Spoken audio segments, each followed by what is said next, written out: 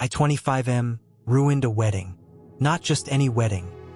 My mom's second marriage, to a man she supposedly waited her whole life for. She called it her redemption arc.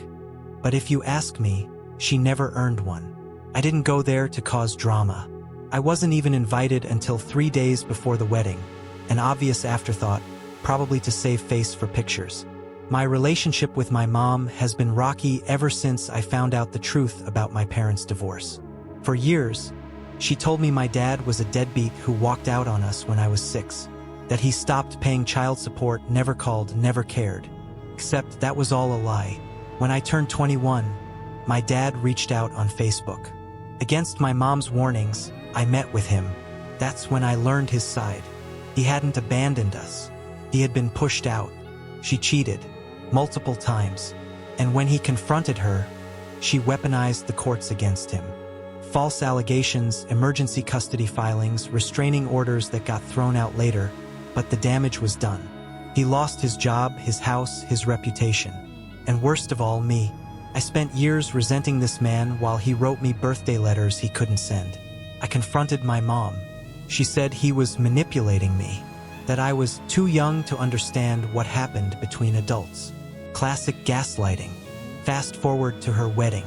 Her fiancé Dan is the stand-up guy, military vet, teaches high school chemistry, loves my mom like she's a saint, but she's not, and I couldn't watch her start a new life with a lie. So, yeah, I told him. I pulled Dan aside before the ceremony. I said he deserved to know the truth, that she did to my dad what she could do to him if things ever went south. Then I left. An hour later, I got a text from my cousin, "Wedding's off." My phone exploded. My mom called me screaming. Her sisters called me a monster. Dan never responded. My mom says I ruined her chance at happiness out of spite. But all I wanted was for someone to finally know the truth. So, AITA, the next 48 hours were a nightmare. By the time I got back to my apartment, my phone had 27 missed calls. All from my mom, her sisters, and one from Dan. I didn't answer. I knew what was coming. Then the Facebook post started. My mom made this huge public post about being betrayed by her own son on the happiest day of her life.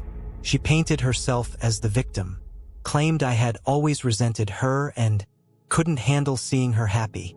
Her friends and some of our extended family flooded the comments with things like, "Some people never grow up. He sounds just like his father. You deserve better, girl." And just like that, I was the villain. Again. The next day, I got a knock at my door. It was Dan. Not yelling, not angry, calm, too calm. He just said, "Can we talk?" We sat on my porch for an hour. He told me he hadn't gone through with the wedding. That after I left, he tried to ask my mom if what I said was true. She didn't deny it, he said. She just cried, blamed everyone but herself. Then he looked me dead in the eye and said, "Thank you." That was the first time in my life I felt justified. But little did I know, this was only the beginning. A week after the wedding, things had started to calm down, or so I thought. I hadn't spoken to my mom. She'd sent me a few cold, guilt-laced texts. "I hope you're happy. I lost the love of my life because of your bitterness. You're just like him." I didn't respond. Then I got a call from Dan. I hesitated but picked up. He said, "Hey, I've been doing some digging." Apparently, my mom's version of her past wasn't lining up with public records.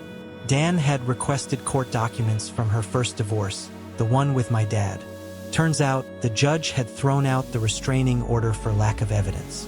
Turns out, my dad had paid child support consistently, right up until my mom accused him of abuse, which froze his bank accounts during a fraud investigation. A case that was also dropped. Dan sounded tired, wrecked. "I'm not angry with you," he said. "I'm angry with myself. I was about to marry a woman who gaslit her own son for years, who tore a man's life apart because she couldn't stand being left." That last part stopped me. "Wait," I said. "What do you mean being left?" He sighed. "She told me she was the one who kicked your dad out, but the court filings suggest otherwise.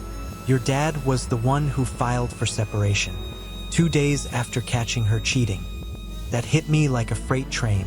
My whole life, she made it sound like she was the victim of abandonment. But she didn't just lie.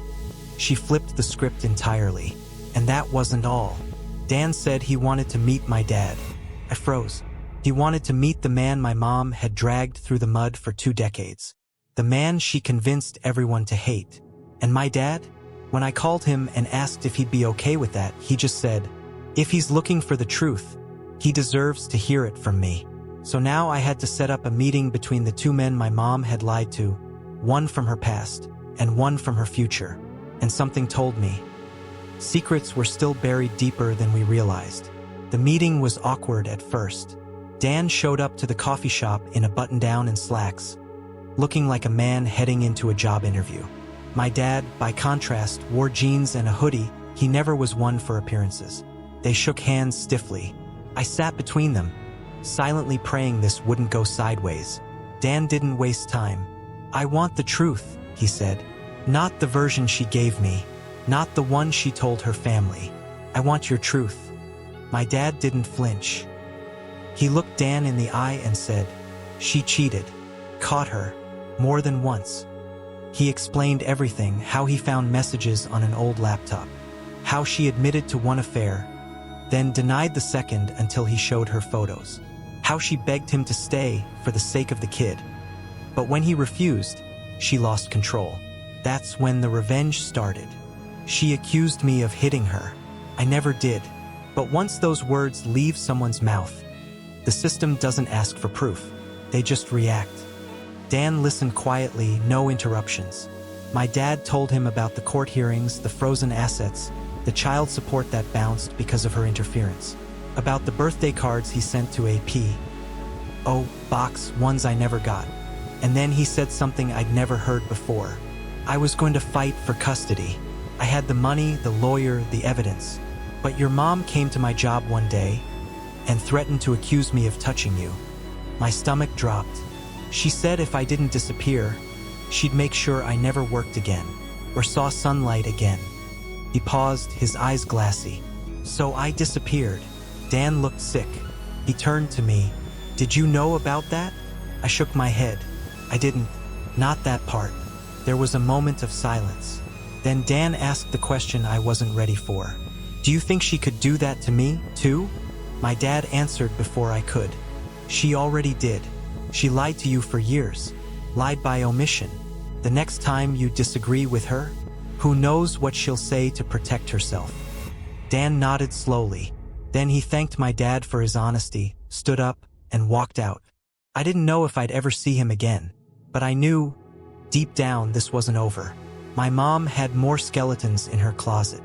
And now that Dan and I were both pulling at threads, something big was going to unravel. After that meeting with Dan and my dad, I couldn't sleep.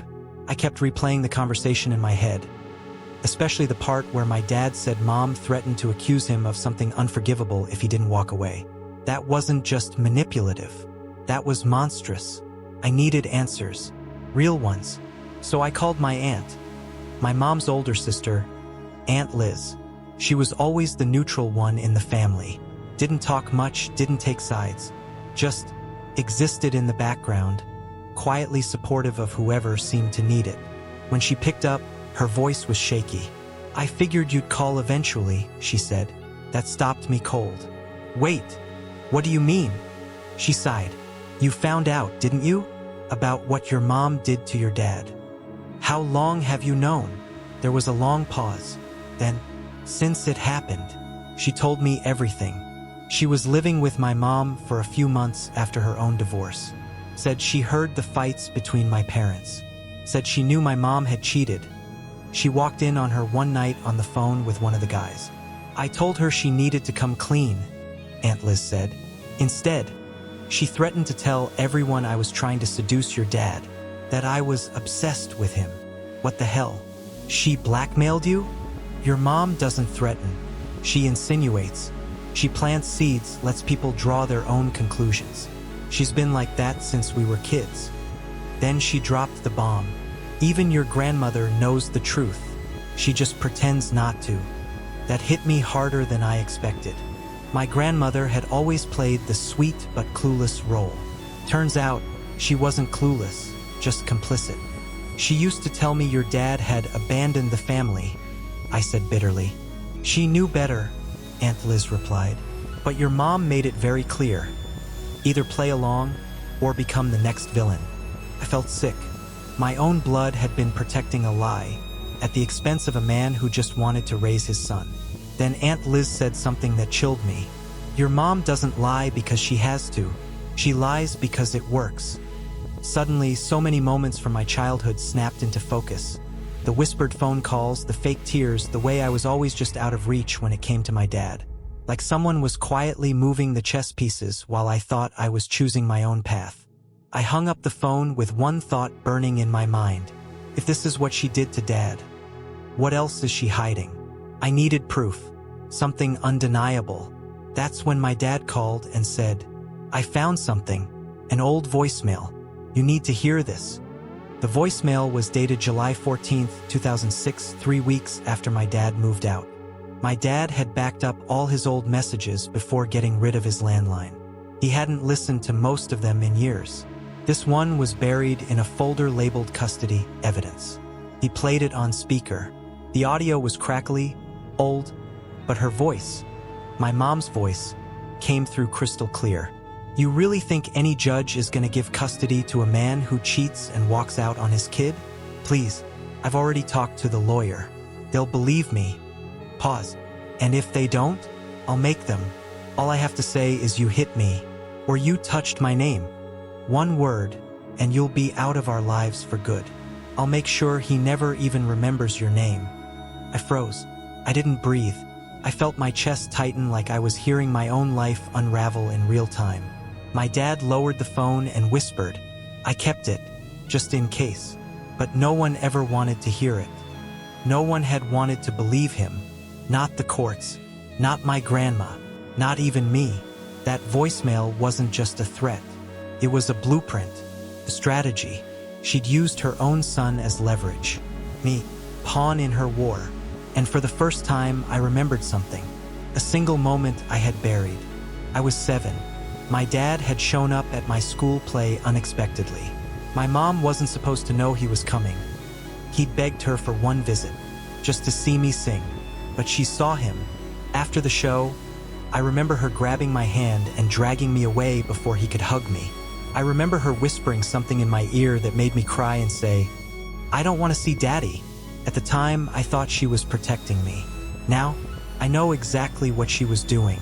She was weaponizing my love, training me to see him as the bad guy. The worst part? It worked. I looked at my dad, tears forming in his eyes. And for the first time in years, I said, I'm so sorry. He just nodded. Not your fault. You were a kid. I should have fought harder. But I knew, even if he had fought, she would have burned the entire system down before letting him win. She didn't care about truth. She cared about control. And now I was the one taking it away from her. Because what she didn't know was this. I wasn't the only one who had heard that voicemail. Dan had too. And he had plans.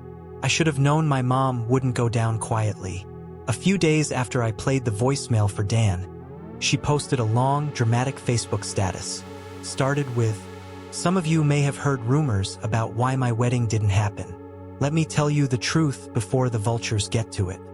She went on to claim she had been emotionally abused by my dad, that he had turned me against her, and that Dan had been manipulated by bitter men who can't stand strong women. She said I was broken and brainwashed. She implied, without saying it outright, that Dan had left her because he was jealous of the love I still had for my father, which is just beyond bizarre. Then she added, I only ever tried to protect my son. Even when his father walked out, even when I had nothing left, I protected him. And this is how I'm repaid. The comments exploded. Dozens of sympathy replies. You deserve better, Queen. Men are so fragile these days. Your son will regret this when you're gone. One even said, some kids need to learn respect. You carried him, raised him, and he sides with a man who abandoned you? Disgusting. Felt like I was losing the narrative. again. But this time, I had receipts. I didn't want to respond. I didn't want to stoop to her level. But Dan, he was furious. He commented on her post. Publicly, "That's not what happened. You lied to me for years. You destroyed your ex-husband's life and manipulated your son to cover it up. If anyone wants the truth, they can DM me. I'll share the voicemail." And just like that, silence. The post was deleted an hour later. The next day, I started getting messages. From her friends. From distant family members. From people I hadn't spoken to in years. I had no idea. "She always made it sound like your dad was the villain. I feel sick. Can I hear the recording?" Some of them cried when they heard it. Some apologized to my dad. Some even apologized to me for believing her, for siding against us. But not her. Never her. She didn't call. She didn't text. But she did make a second Facebook post, this time with a cryptic quote. "A snake will always say you're the one who bit first." That was her last public move for now. But I had a feeling she wasn't done. Not even close. Because the next week, my dad got a letter. From a lawyer. And it had my name in it. The letter was thin. 1 page. But it might as well have been a bomb. It was from my mom's attorney. "We are requesting that you and your son immediately cease and desist the distribution of private, illegally recorded audio belonging to our client." Mom's full name. My dad laughed bitterly. "She left it on my voicemail 20 years ago. They were threatening legal action, claiming defamation, emotional distress, character assassination. All based on a voicemail she left him, unprompted." The last line chilled me. "If this harassment continues, we will pursue damages against both Dad's full name and my full name." She was going after me now. I didn't say anything. I just walked out of my dad's house, got in my car, and drove. I don't even remember where I was going. Just that I needed to move. Somewhere around midnight, Dan called me. "Hey," he said, voice low, "you need to come over." When I got there, he was sitting at his kitchen table with a laptop, headphones, and something I didn't recognize at first. An old-school microcassette recorder. "I've been digging," he said. "She left some stuff at my place before the wedding. I wasn't gonna go through it, but after the voicemail, I figured it was fair game." Then he held up a tiny plastic case, labeled, "Custody Tape, Insurance." My mouth went dry. We played it. It was a recording from what sounded like my mom's conversation with her own mother, my grandmother. They were talking about court. My mom was crying, sobbing, not out of guilt but panic. "If the judge finds out I made it up, I could lose everything." "He won't," Grandma said calmly. "You said he threatened you. That's enough. That's all the court needs. You just have to stick to it." "But what about my name? What if he remembers?" "He won't. He's a child. You can shape that. You have to." I felt like throwing up. This wasn't just about a bitter divorce or bad parenting. This was collusion. Generational. Deliberate. My grandmother coached her through weaponizing the court system. Through using me like a prop. This tape, this disgusting, damning thing, was labeled insurance. Meaning, my mom made it for herself. In case she ever needed to blackmail her own mother? Or maybe, in case her world started to fall apart and she wanted a bargaining chip. Either way, Dan had it now. And suddenly, all the power she'd built on lies and manipulation, it was crumbling. But the worst part? I still loved her. And I hated myself for it. I didn't tell her I was coming. I just showed up. She opened the door in a silk robe, wine glass in hand, as if nothing in her life was burning down. "Oh," she said flatly, "so the prodigal son returns." I stepped inside without waiting for permission. I found the tape. That got her attention. Her face twitched for just a second. Then she smiled tight, sharp. "You've been spending too much time with your father." "No," I said. "I've been spending time with the truth." I pulled out my phone and played it, the insurance tape. Her voice. Her mother's voice. The plan. The manipulation. The calculation. She didn't scream. She didn't deny it. She just sat down. And for the first time in my life, my mother looked small. Then she said, quietly, "You don't understand what it's like to be a woman with no power. Men cheat and move on. We're left picking up the pieces." "That's not what happened." I shot back. "You cheated. You lied. You destroyed him. You destroyed me. You think your dad was a saint?" "No, but he didn't use the legal system to erase a parent. You did." She looked up, eyes glassy. "And would you have turned out this way if I hadn't?" That one hit hard, because I didn't know the answer. I don't know what kind of man I would have become if I'd grown up with the truth. If I hadn't been told that my dad abandoned me. If I hadn't been coached to hate someone who just wanted to love me. I sat down across from her and asked the only question I had left. "Why did you keep the tapes?" She was silent for a long time. Then she said, "Because I knew someday someone might believe you, and I needed insurance." Her voice was cold, almost businesslike, and that's when it hit me. She didn't feel guilty. She didn't regret what she did. She regretted getting caught. I stood up, heart pounding. My hands were shaking. "I'm done," I said. "You'll never hear from me again, and you'll never use my name to gain sympathy." She didn't protest. She didn't cry. She just said, "Be careful. The world's not kind to sons who turn on their mothers." I looked at her one last time. "The world's been too kind to you," and I left. It's been 6 months. 6 months since the confrontation. 6 months since I cut my mother out of my life. 6 months since the voicemail and insurance tape were quietly submitted to the family court. Not to reopen old wounds, but to make sure they were finally documented. Dan moved away. Not far, just enough. He teaches at a new school now. Still single. Still processing. We talk sometimes. Strange, I know. A man who was almost my stepfather is now a friend. Someone who understands what it feels like to be burned by someone you trusted. My dad? We're rebuilding. He helped me move into a new place. We go hiking. He doesn't cry when he sees me anymore. But sometimes I catch him looking at me like I'm a ghost. Like he's still afraid I'll disappear again. I think we both are. As for my mom, her social circle has shrunk to a loyal few. The ones who'll believe anything as long as it comes with wine and gossip. She hasn't reached out. But I heard through the grapevine that she tried to start a blog about narcissistic children and how modern therapy ruins families. It didn't go far. I don't hate her. I don't love her either. Not anymore.